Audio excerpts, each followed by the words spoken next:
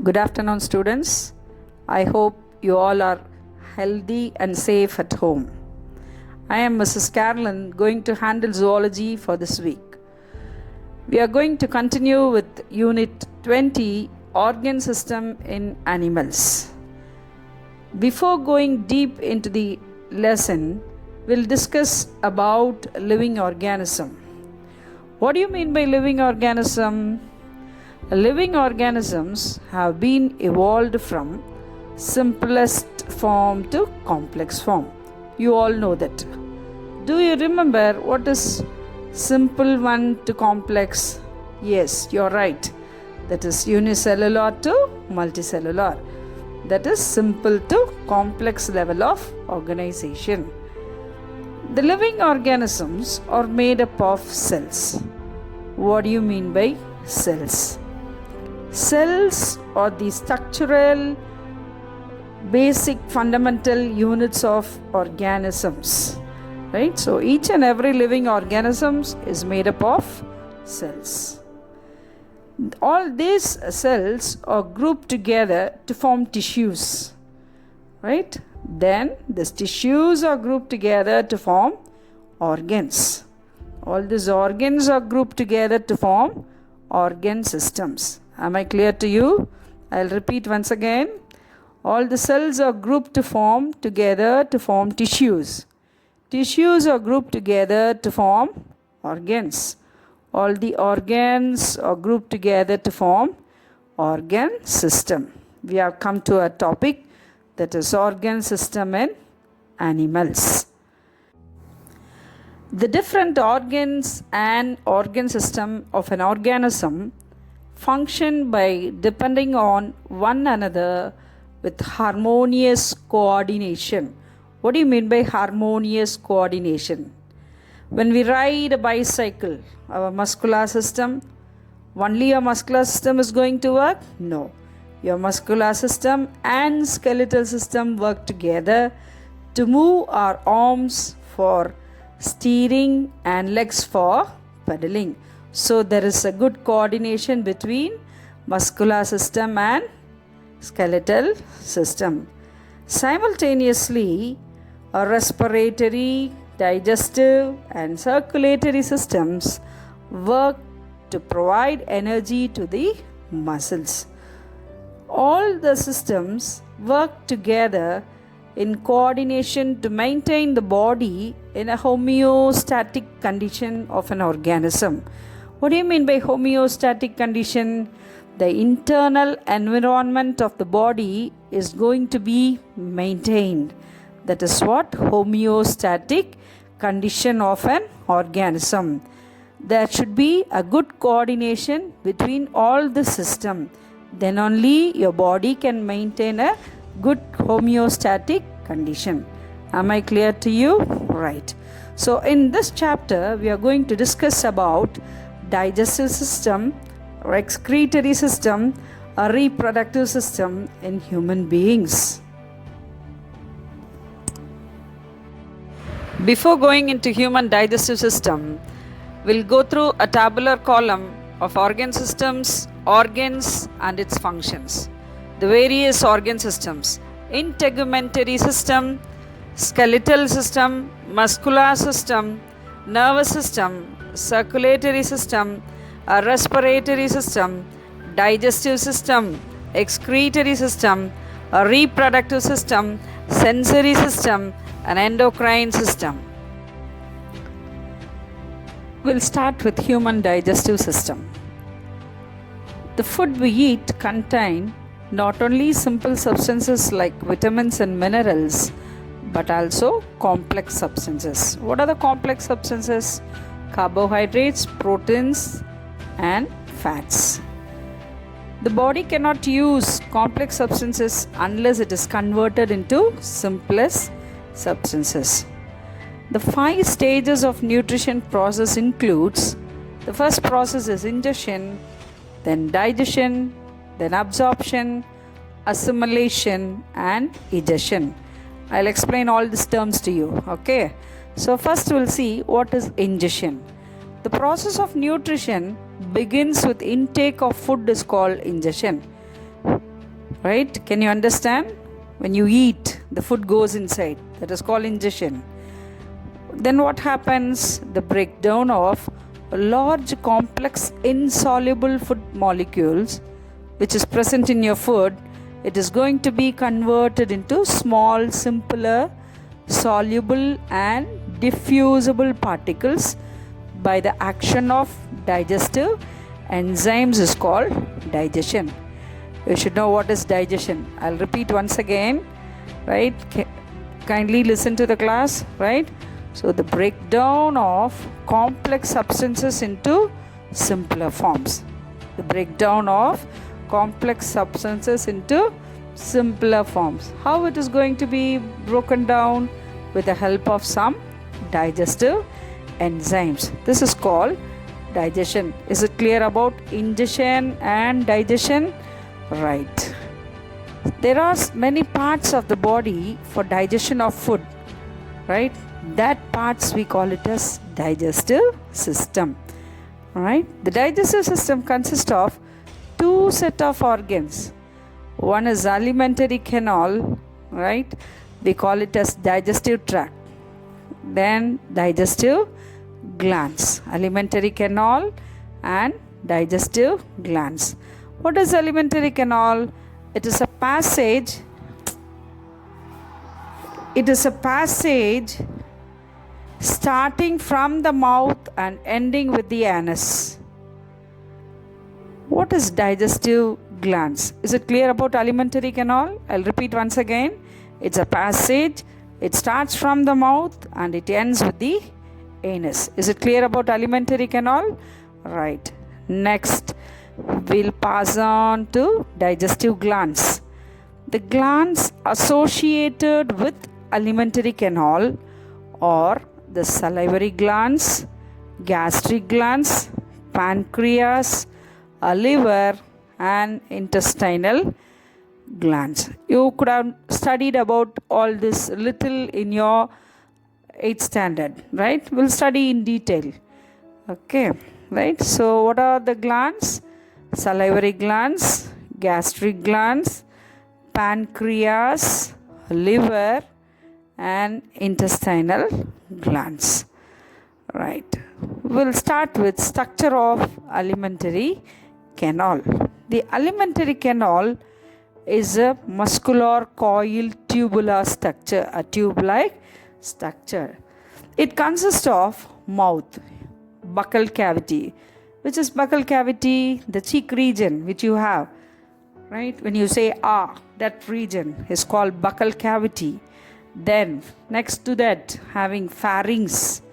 Then it is going to be continued with the tubular structure, esophagus. How will you pronounce? Esophagus. It is not oesophagus, it is esophagus. Stomach, small intestine.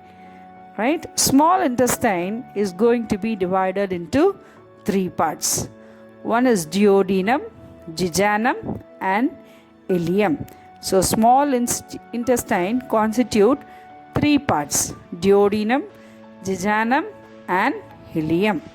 The same way, a large intestine is also going to be consist of three parts: cecum, colon and rectum. How will you pronounce? Cecum, colon and rectum. Okay, these are the parts of large intestine. The next comes the anus. You should know all these parts of alimentary canal in a sequential order. What do you mean by sequential? One after. It starts from mouth, it goes continuously. Mouth is going to be continued with, can you answer? Yes, buccal cavity. Then after buccal cavity, pharynx, esophagus, stomach, small intestine and large intestine and anus. You know the three parts of small intestine and three parts of a large intestine. We'll start with mouth. The mouth leads into buccal cavity. Already I said what is buccal cavity. When you chew your food, right, that region we call it as buccal cavity. It is bound by two soft movable upper and lower lips. Your mouth is going to be bounded with upper and lower lips. The buccal cavity is a large space bound by palate. Above, when you touch and see, above your mouth, you have one bony structure that we call it as palate. How will you pronounce? You can feel. You touch and see? Yes. That is called palate, which separates the windpipe and food tube. Below the throat, on the sides of the jaws. The jaws bear teeth. Next, we'll continue with teeth. Teeth are hard structures meant for holding, cutting, grinding, and crushing the food. You know what is the purpose you use teeth? Right, you'll use it for holding. Next, we'll continue with teeth. Teeth are hard structures meant for holding, cutting, grinding, and crushing the food. In human beings, there are two sets of teeth. One is diphyodont, which is developed in their lifetime. The first appearing set of 20 teeth are called temporary or milk teeth, or replaced by second set of 32 permanent teeth, 16 in each jaw. You people could have experienced, right? The teeth will be falling down, and after that we'll get the next set of teeth, right? That is going to be permanent teeth. How many will be there? 16 in each jaw. So totally 32. Each tooth has a root fitted in the gum. Where it is attached? It is getting attached to the root. We call it as theocodont. We call it as theocodont. Permanent teeth are of 4 types. Right? We call it as heterodont. How will you pronounce permanent teeth? Heterodont. Because we have hetero means different types of teeth. So what are the various types of teeth? Incisors, canines, premolars, and molars. These are the various different types of teeth, and it gets its name as heterodont dentition. We'll see what are the types of teeth and how many it will be present and what is its function. There should be a purpose for the presence of each type of teeth. First, we'll see about incisors. Incisors is a type of teeth. How many it will be? 8 in numbers. It is meant for cutting and biting. Then canines. How many in number? 4. It is there for tearing and piercing. Which one you'll tear? The flesh. To tear the flesh of the animal, to pierce the animal, canine is used. The next, premolars. How many premolars? 8 in numbers. Crushing and grinding. Premolar helps in crushing and grinding. And molars, 12 in numbers, which helps in crushing, grinding, and mastication. What do you mean by mastication? When you eat your food, what will you do? You'll chew and eat, right? That is called mastication. We have a dental formula, right? We'll see what is a dental formula. The number of different type of teeth present in each half of the jaw. The type of the teeth are denoted as incisors. I is going to be the symbol. Then canine C, premolars PM, and molars M. So what is going to be the dental formula? You already have seen how many present in each jaw, right? So 2, 1, 2 by 2, 1, 2. That is going to be the. So when you calculate this, how many it is coming? The upper jaw 5 and lower jaw 5. This is called temporary teeth. Okay, so totally 10. 10 into 2, upper and lower jaw, we get 20 in numbers. This set of teeth we call it as temporary or milk teeth. Then permanent teeth. So how it will be? The upper jaw, 2, 1, 2, 3. What is a 2, 1, 2, 3? 2 incisors, 1 canine, and 2 premolars, and 3 molars. The same way which is going to be present in lower jaw too. Okay, 2, 1, 2, 3. So totally 16. 16 into 2 jaws, upper and lower jaws. So the total number we get is 32. Is it clear about dental formula? Right. The next will pass on to salivary glands. 3 pairs of salivary glands are present in the mouth cavity. Were you able to follow the class? Right. They are parotid glands, sublingual glands, submaxillary or submandibular glands. See children, you are growing up, so your portions also will be growing along with you. You cannot expect a small portion, right? You have come to 9th standard, right? So we'll learn little more joyfully. Okay, right. We'll continue with salivary glands. How many pairs of salivary glands? 3 pairs of salivary glands are present in the mouth cavity. They are, what is the first gland? Parotid glands. The next comes sublingual glands and submaxillary or submandibular glands. First we'll see about parotid glands. Parotid glands are the largest salivary glands which lie in the cheeks in front of the ears. Can you locate your parotid gland? Your cheek region is there just near to your ears. That is going to be parotid. Par, near, otid, ear. So near to the ear. What gland? Parotid gland. Right. The next comes sublingual glands.